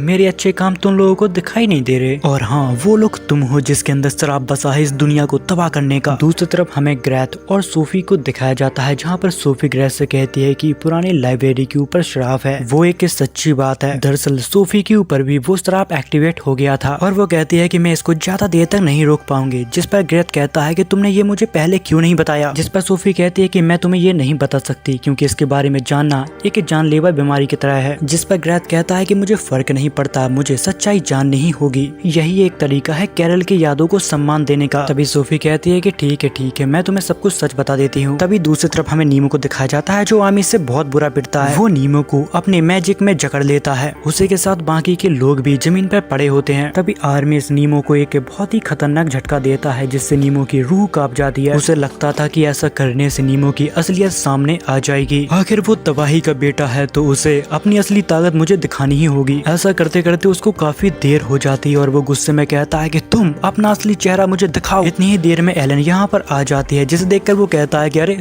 तुम कौन हो। जिस पर एलन कहती है कि मैं तो तुम्हारी हार देखने के लिए आई हूँ। जिस पर वो कहता है कि अरे क्या बकवास कर रही है छोरी। तभी एलन फारिया से कहते हैं कि ये सब मेरे ऊपर छोड़ दो प्रेसिडेंट, मैं सब कुछ संभाल लूंगी क्योंकि हमारे पास एक हुक्म का इक्का है। तभी शर्ली सोचती है कि मैंने कभी इसको अपनी शक्तियों का इस्तेमाल करते हुए नहीं देखा, पर शायद प्रेसिडेंट को पता होगा क्या है ये। दरअसल एलन के पास टाइम पावर थी, तभी वो अपनी पावर को एक्टिवेट करती है जिसे देखकर आर्मी से डर जाता है। जिसके बाद जहाँ पर जो गिल्डन होते हैं वहाँ पर भी सिंबल एक्टिवेट हो जाता है। उसकी पावर से यहाँ पर अर्थ सेक होने लगती है। आर्मिस को यहाँ पर कुछ भी समझ में नहीं आता। वो अपने अटैक को एलन के ऊपर थ्रो कर देता है, लेकिन वो एलन के पास जाते ही रुक जाते हैं। फिर एलन पहले तो उसकी रिंग तोड़ती है अपनी पावर से, जिसे देखकर आर्मी शॉक में चला जाता है कि अरे ये नहीं हो सकता। कुछ ही देर में सेवन नाइट को यहाँ पर होश आ जाता है, जहाँ पर एलन उनसे कहती है कि मेरा काम तो हो गया, अब तुम लोग संभालो। इतना कह के वो नॉर्मल हो जाती है। यहाँ पर नॉर्मल होने से पहले एलन ने सभी को हील कर दिया था, सभी के अंदर वापस पूरी ताकत आ चुकी थी। जिसके बाद नीमो और फारिया आर्मिस ग्रे मैन के साथ फाइट करने लगते हैं। तभी फारिया आर्मिस के ऊपर एक कट मार देती है, जिससे हमें ये पता चल जाता है कि आर्मिस अब अमर नहीं रहा, बट तब भी वो यहाँ पर काफी ज्यादा ताकतवर था। वो कहता है कि बिना इमॉर्टल पावर के भी मैं एक हीरो हूँ, तुम बच्चे मुझे नहीं हरा सकते। तभी फारिया उसके साथ फाइट करने लगती है ताकि नीमो को अपने अटैक को चार्ज करने के लिए थोड़ा वक्त मिले। जिसके बाद नीमो अपने 100 ऑफ पावर का उसके ऊपर अटैक छोड़ता है। आर्मिस उसके अटैक से बचता है, पर फिर भी वो शौक रहता है कि आखिर इस बच्चे के पास अचानक इतनी सारी पावर कैसे आ गई। जिसके बाद नीमो अपने फुल पोटेंशियल का यूज करता है। वो एक ही अटैक में अपनी सारी ताकत लगा देता है, जहाँ पर वॉल्केनो में एक बहुत ही बड़ा होल हो जाता है, लेकिन फिर भी नीमो रुकने का नाम ही नहीं ले रहा था। उसकी पावर को देखकर यहाँ पर सभी नाइट शॉक में रहते हैं, क्योंकि उसकी पावर की लहर आसमान को छू रही थी। जिसके बाद हमें वही पुरानी लाइब्रेरी की बुक को दिखाया जाता है जो अचानक ओपन हो जाती है। उसके अंदर से एक ऑरा निकलने लगता है और वो भी आसमान की तरफ जाने लगता है। दूसरी तरफ नीमो अपनी काफी ज्यादा पावर को इस्तेमाल कर चुका था, इसलिए वो बहुत ज्यादा थक जाता है। जिसके बाद ये लोग ये बैटल बहुत ही मुश्किल हालातों में जीत जाते हैं। फिर यहाँ की धरती शेक होने लगती है क्योंकि वो लोग वॉल्केनो के अंदर थे। तभी रेदा यहाँ से भागकर जाने लगती है, जिस पर वो कहती है हमारा छोटा समझौता यहीं पर खत्म हुआ, मैं सेवन नाइट के हीरो के साथ नहीं जाऊंगी। जिसके बाद वो भी यहाँ से भाग जाती है। नीमो और सेवन नाइट की टीम भी यहाँ से निकल जाते हैं, क्योंकि कुछ ही देर में वो पूरी जगह तबाह होने वाली थी। दूसरी तरफ ग्रेथ और गिल्डन बाहर उन सभी का इंतजार कर रहे थे,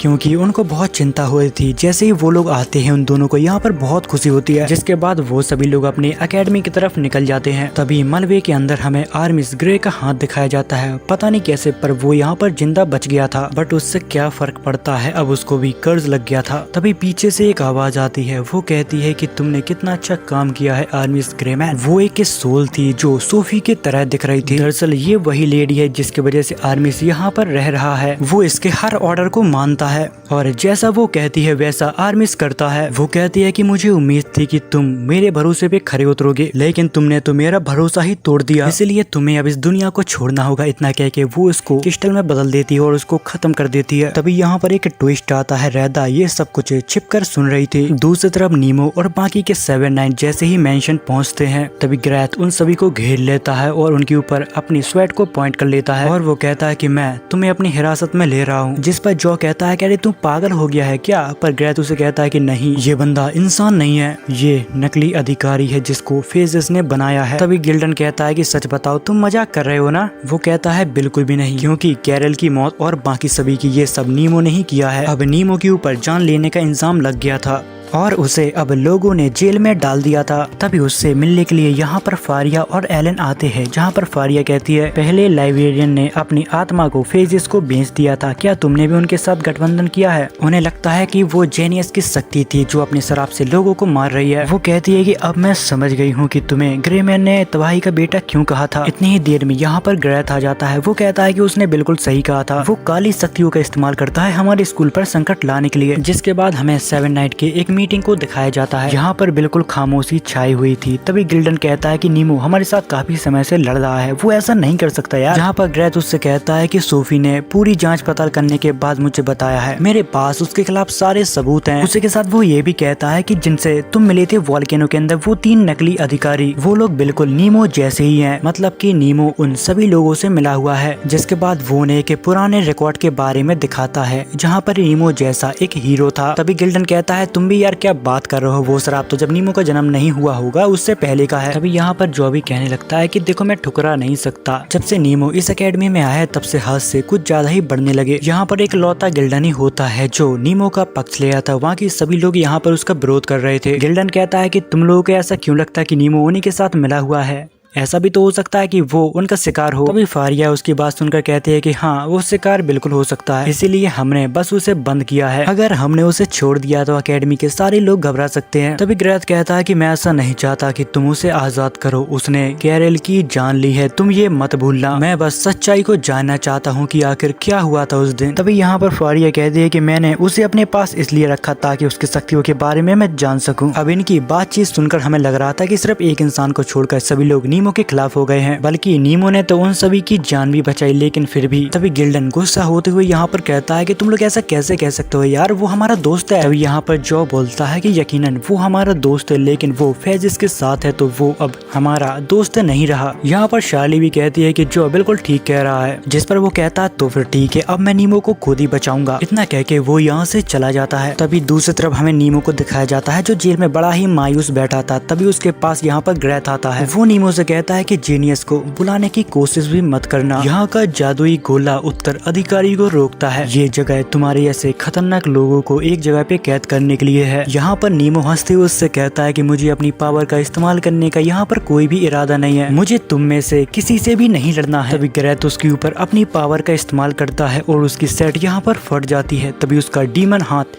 बाहर निकलता है, जिस पर नीमो उससे कहता है कि ये मेरे पापों को दर्शाता है, जिस पर ग्रैथ कहता है कि तुम्हें कैरल को मारना नहीं चाहिए था। नीमो कहता है कि तुम शायद गलत समझ रहे हो, मेरा उसकी मौत में कोई भी हाथ नहीं है, तो फिर तुम आखिर किस पाप की बात कर रहे थे। जिस पर नीमो कहता है कि मैं एक नकली उत्तर अधिकारी हूँ जिसको फेजिस ने बनाया है। यहाँ पर फारिया भी नीमो से मिलने के लिए आती है। वो ये बातें सब कुछ छिपकर सुन रही थी। जिसके बाद हम कहानी के पास्ट में जाते हैं जहाँ पर नीमो का जन्म एक कैप्सूल के अंदर हुआ था। उसी के साथ उसके काफी सारे भाई बहन भी थे। फिर एक दिन आर्मिस ग्रेमैन ने उसे कैप्सूल से बाहर निकाला, जहाँ पर आर्मिस के 99% प्रोजेक्ट फेल हो गए थे। बस 1% से कम लोग उसके मेहनत पे खरे उतर पाए थे। उनमें से एक नीमो भी था, पर नीमो के बारे में किसी को भी जानकारी नहीं थी क्योंकि वो ऑटोमेटिक ही कैप्सूल से बाहर निकला था। उसे किसी की भी मदद नहीं लगी थी, इसलिए आर्मिस उसको तबाही का बेटा मानता है। जिसके बाद वो एक नीमो नाम का लड़का बन गया और एकेडमी ज्वाइन कर ली क्योंकि उसको यहाँ पर आना पसंद था। फिर उसने फारिया और 7-9 के साथ बहुत ही अच्छा वक्त बिताया, जिसके बाद उसे यहाँ पर और भी अच्छा लगने लगा।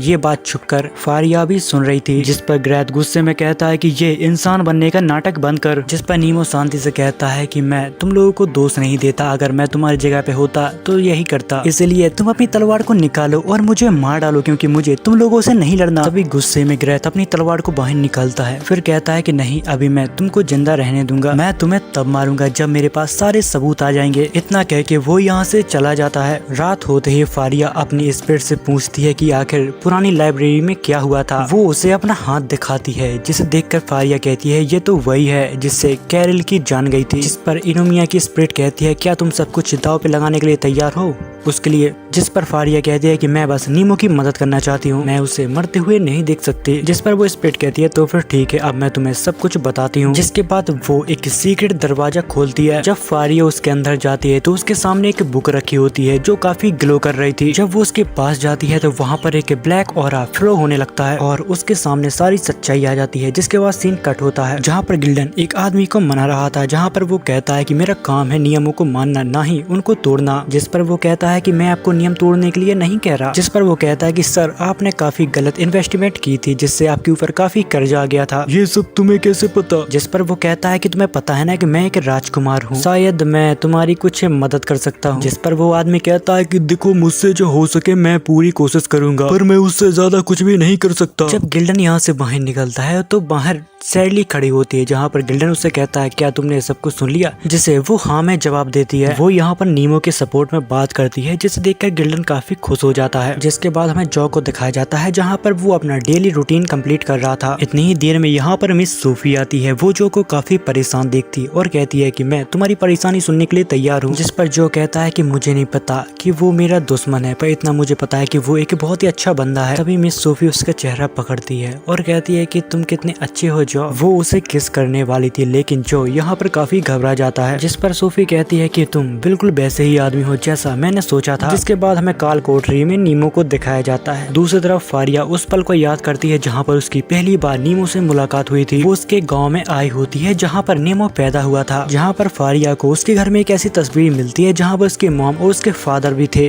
वो गाँव अब पूरा बर्बाद हो चुका था, वहाँ पर कोई भी जिंदा नहीं बचा था सिवाय नीमो को छोड़कर। तभी फारिया को एक नीचे स्टोन मिलता है जो नीमो के गले में एज अ लॉकेट था। वो उसे उठाने के लिए जाती है, इतनी देर में उसके ऊपर कोई अटैक कर देता है। वो और कोई नहीं रैदा होती है। रैदा को यहाँ पर गलतफहमी हो गई थी कि उसे लगता था कि फारिया उसे जान से मारने के लिए यहाँ पर आई है। इसके बाद वो फारिया के ऊपर सीधा अटैक करने लगती है। बदले में फारिया भी उससे लड़ने के लिए तैयार हो जाती है। अब उन दोनों की यहाँ पर काफी खतरनाक बैटल होने लगती है, जहाँ पर फारिया एक बहुत ही खतरनाक अटैक को इस्तेमाल करती है, जहाँ पर रैदा इससे काफी ज्यादा जख्मी हो जाती है और वो यहाँ पर हार मान लेती है। जिसके बाद रैदा फिर से उठती है और अपनी सक्सेशन पावर को एक्टिवेट करती है। अब उसके पास काफी ज्यादा पावर आ गई थी, जिसके बाद वो दोनों फिर से लड़ने लगते हैं। जिसके बाद सीन कट होता है, हमें यहाँ के चेयरमैन को दिखाया जाता है जहाँ पर उसके सामने नीमो को उपस्थित किया जाता है। पर ग्रेथ कहता है कि तुम हमें सब कुछ बता दो वरना तुम्हारे साथ बहुत गलत होगा। जिस पर वो कहता है कि मुझे माफ करना, मुझे सच में कुछ भी नहीं पता है। जिस पर ग्रेथ चेयरमैन से कहता है कि उसे अपनी गलती मानने का कोई भी इरादा नहीं है, इसलिए मैं आपसे बस इतना कहना चाहता हूँ कि हमें उसे मार देना चाहिए। जिस पर सोफी कहती है कि मुझे लगता है कि अब कोई भी रास्ता नहीं बचा। जिस पर जो भी कहता है कि मैं मिस सोफी के बात से सहमत हूँ। जिस पर चेयरमैन कहते हैं कि हमें राज के भलाई के लिए और उसके शांति के लिए हमें नीमो को मार देना चाहिए। इतनी ही देर में यहाँ पर शार्ली और गिल्डन आती है। वो चेयरमैन को फैसला सुनाने से रोकते हैं। वो लोग कहते हैं कि हमें राजधानी से एक ऑर्डर आया है जिसमें लिखा था नीमो की मौत को अभी रोका जा रहा है। यहाँ पर ग्रेथ की आंखों में खून सवार था कि ये साला फिर से बच गया। जिस पर मिस सोफी कहते हैं कि ऑर्डर काफी ज्यादा देर से आया है, हमने फैसला सुना दिया है, इसकी मैं जिम्मेदारी लेती हूँ, हमें इसे अभी मारना होगा। अब जो भी नीमो के खिलाफ हो गया था, पता नहीं सोफी ने उसे कौन सी पट्टी पढ़ा दी है। वो लोग नीमो को मारने के लिए आगे बढ़ते हैं। इतनी देर में यहाँ पर फेरिया आती है, जहाँ पर फेरिया नीमो को एक रेड स्टोन दिखाती है और कहती है कि तुम्हें इसे देख के कुछ याद आ रहा है, ये नीमो की निशानी है, वो लड़का जिसने तुम्हें मारा। यहाँ पर काफी लोग शॉक हो जाते हैं कि नीमो, अरे वो तो हमारे सामने खड़ा। जिस पर फारिया कहती है कि तुमने असली नीमो को मारा और इस स्कूल में आए। जिस पर नीमो कहता है कि तुमने सही कहा फारिया, मैंने उसे मार दिया, उसका शरीर और उसकी यादें चुरा के, तो फिर अब मुझे मार दो फारिया। जिस पर फारिया कहती है कि अरे पागल मत बनाओ नीमो, मैंने तुमसे कहा था कि मैं तुम्हारी रक्षा करूंगी।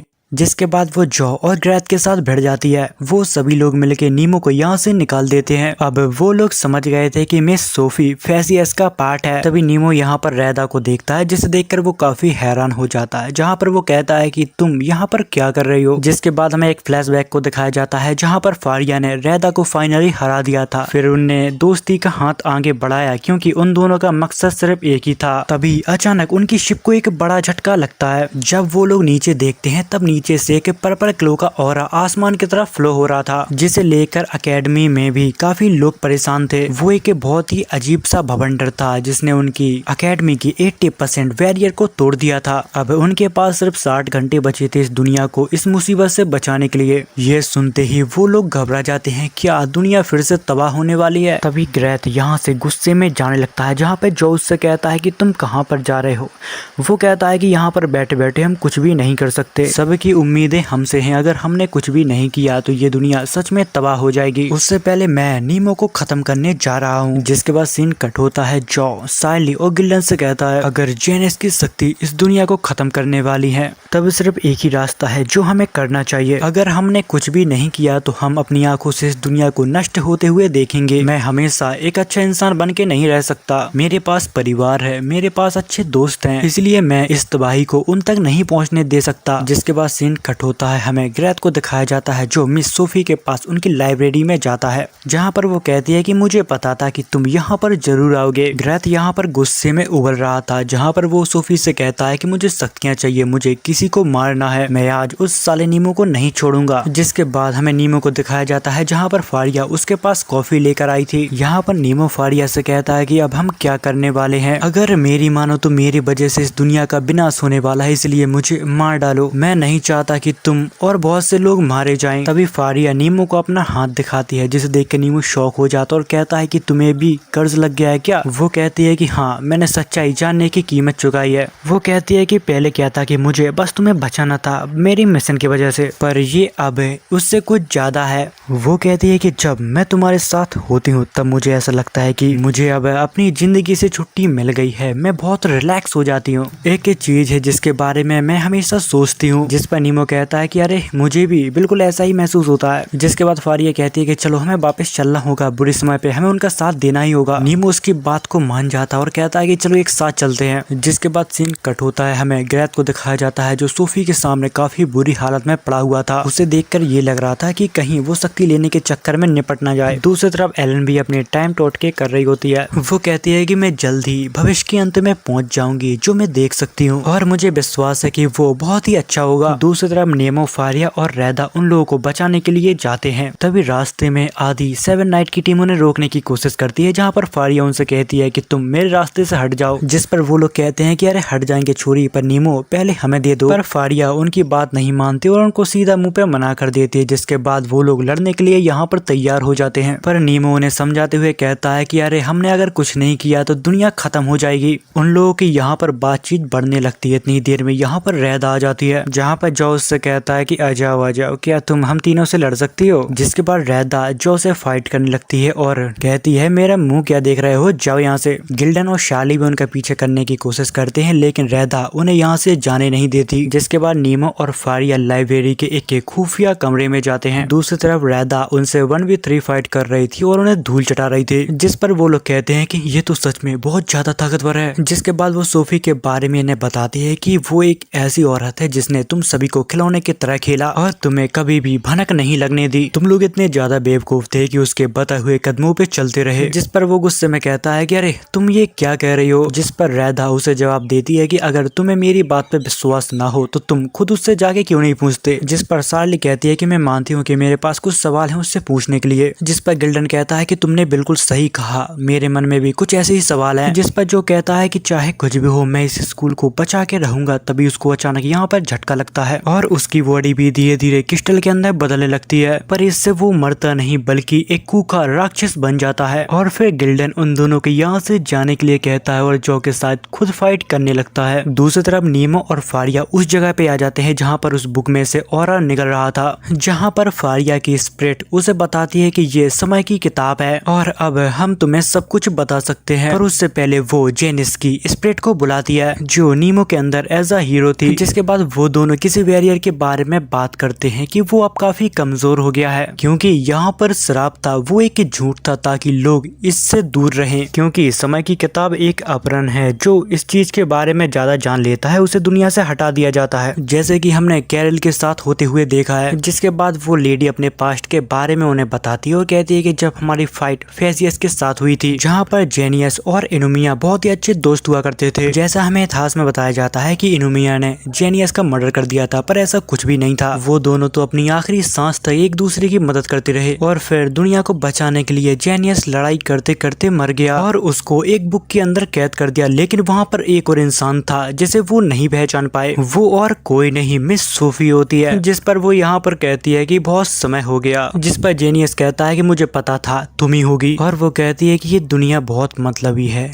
इसको बचाने का कोई मतलब नहीं बनता, क्योंकि उसके पास्ट में कुछ ऐसा हुआ था जिसको वो अभी तक नहीं भूल पाई और उसका बदला अभी भी इस दुनिया से ले रही है। तभी नीमो कहता है कि जो भी हो, पर मैं तुम्हें इस दुनिया को तबाह करने नहीं दूंगा। तभी तुरंत नीमो उसके ऊपर अटैक करने लगता है, पर सोफी के सामने तो नीमो एक चिलगोजा था। फारिया सोफी से कहती है कि अगर तुम फेसियस का हिस्सा हो तो इनुमिया को ये सब पता चल जाता, जिस पर वो कहती है कि बिल्कुल, इसलिए तो जेनियस ने मुझे मारा था, इनुमिया को नहीं। और जैसे ही सोफी मरती है, उसने अपना बैकअप प्लान पहले से ही तैयार करके रखा था, जिसके बाद वो बॉडी इसको चेंज करती रही और हजारों साल तक जिंदा बनी रही। जिस पर नीमो उसके ऊपर गुस्सा होने लगता है और कहता है कि ऐसा करके तुमने कई लोगों की जान ली और कई लोगों की जिंदगी बर्बाद कर दी। बट अब सवाल आता है कि वो नीमो को आखिर क्यों मारना चाहती है, क्योंकि बात क्या है कि समय की किताब को सिर्फ नीमो ही खोल सकता है, उसके कैद को हटा सकता है, बट उसी के साथ वो उसको बदल भी सकता है। अब उन दोनों ने सोफी की बहुत बकवास सुन ली थी, जिसके बाद फारिया सीधा सोफी के ऊपर जाके अटैक करने लगती है। यहाँ पर नीमो भी अपने डेंजर अटैक को तैयार करने की कोशिश कर रहा था। इतनी देर में ग्रेथ उसके ऊपर हमला कर देता है, उसका एक हाथ काट डालता है और फिर नीमो को इतनी बुरी तरह से मारता है कि देखकर लग रहा था कि नीमो की अब शायद मौत हो चुकी है। इतनी ही देर में वो बुक यहाँ पर एक्टिवेट हो जाती है। ग्रेथ जैसे ही नीमो के खून को देखता है वो एकदम डर जाता है, जिस पर सोफी कहती है कि बहुत बढ़िया ग्रेथ, तुमने बहुत अच्छा काम किया। जिसके बाद सोफी उसे मार डालती है और कहती है कि बस तुम थोड़ी बेवकूफ हो। यहाँ पर फारिया काफी डरी हुई थी, क्योंकि उसको लग रहा था कि नीमो अब शायद मर चुका है, क्योंकि उसकी सांसें नहीं चल रही थी और वो यहाँ पर जोर जोर से रोने लगती है। जिस पर सोफी हंसने लगती है और कहती है कि अब कोई नहीं बचा है जो जेनियस की शक्तियों का इस्तेमाल कर सके, क्योंकि वो बुक एक्टिवेट हो गई थी और उसका कैद खुल चुका था। फारिया नीमो को अपने सीने से लगा के रो रही होती है। इतनी देर में उनके नीचे एक सैम्बल अपीयर होता है। तभी वहाँ पर अचानक टाइम रिवर्स होने लगता है, जिसे देखकर वो सभी लोग शॉक हो जाते हैं।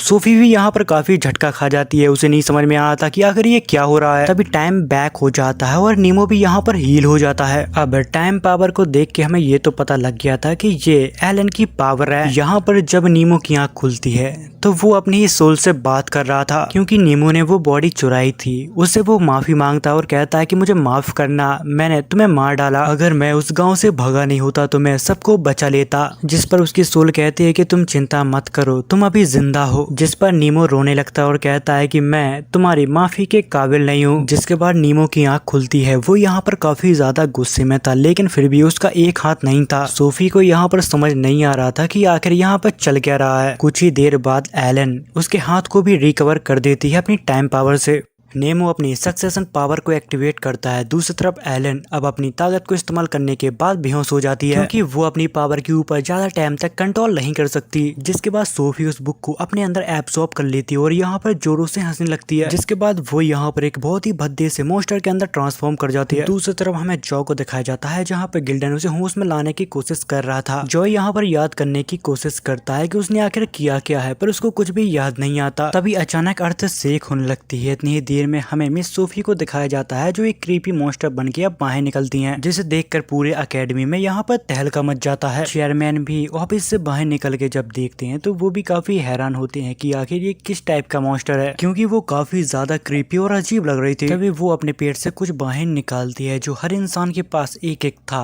वो उसको जकड़ के अपने अंदर ले जा रहा था। तभी सोफी की बॉडी से बहुत सारे मॉन्स्टर बाहर निकलने लगते हैं। दूसरी तरफ जो और गिल्डन को हमें दिखाया जाता है, जो भाग के एकेडमी की तरफ जा रहे थे। तभी गिल्डन उससे कहता है, क्या तुम्हें विश्वास है कि तुम उस चीज को संभाल सकते हो? जिस पर वो कहता है, मुझे नहीं पता, पर हमें उसको रोकना ही होगा। यहाँ पर पूरी एकेडमी में मॉन्स्टर चारों तरफ फैल गए थे। वो एक के बाद एक स्टूडेंट को खाते जा रहे थे। तभी फारिया वहाँ पर आती है। वो एक एक करके सभी मॉन्स्टरों को काटना चालू कर देती है। यहाँ पर नीमो को उसका इतना बड़ा रूप देख के उसको कुछ भी समझ में नहीं आ रहा था कि आखिर मैं इसको किस तरह से हराऊं और मुझे क्या करना चाहिए। तभी उसकी स्पिरिट उसे बताती है कि वो अब तबाही के भवंडर से अटैच हो गई है, बट उसे एक लेग ब्रेकर कैद कर कर देगा। तभी नीमो वहाँ से बचता है क्योंकि उसके ऊपर अब अटैक होना चालू हो गए थे। तभी यहाँ पर रैदा उसे बचाने के लिए आती है, जिस पर नीमो उससे कहता है कि मुझे टाइम दो, मैं कुछ कर सकता हूँ। इतनी ही देर में जॉ और गिल्डन भी यहाँ पर आ जाते हैं। वो भी एक एक करके यहाँ के मॉन्स्टर खत्म करने लगते हैं। दूसरी तरफ हमें एलन को दिखाया जाता है जो अपनी कमजोरी की वजह से जमीन पर लेटे हुए थे। तभी शार्ली उसके पास आती है जहाँ पर वो कहती है कि तुम प्रेसिडेंट को बेवकूफ बना सकती हो लेकिन मुझे नहीं। टाइम कंट्रोल एक प्रमुख जादू है पर इसके कई नुकसान भी हैं, इसलिए मैं हमेशा फ्लो के साथ चलती हूँ। यहाँ पर शार्ली उसकी फीलिंग को समझती है कि वो कहना क्या चाहती है, इसलिए वो उसे अपना ब्लड देती है